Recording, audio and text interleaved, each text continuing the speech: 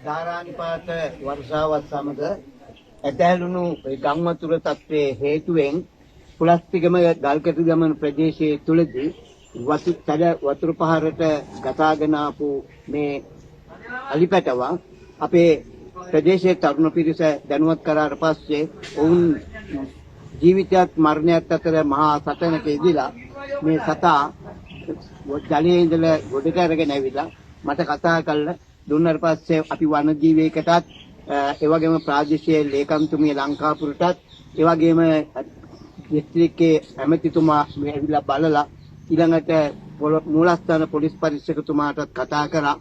ආගමත් සම්බන්ධතාවය තහවුරු කරගන්න බැරුණා මේ විදුලිය ඇනහිටීමත් හේතුවෙන්.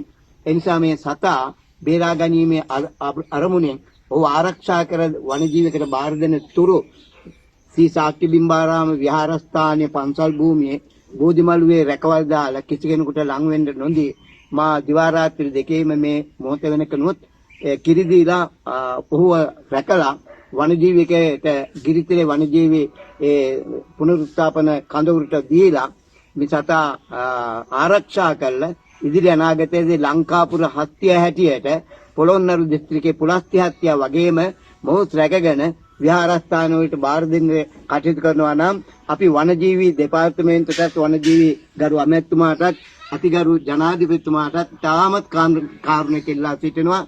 ලංකාපුර ප්‍රදේශයේ මේ සම්පත අපි ආරක්ෂා කරමින් කටයුතු කරන්න පුළුවන් හැකියාව අපේ ජනතාවටත් ප්‍රදේශවාසීන්ටත් තියෙනවා.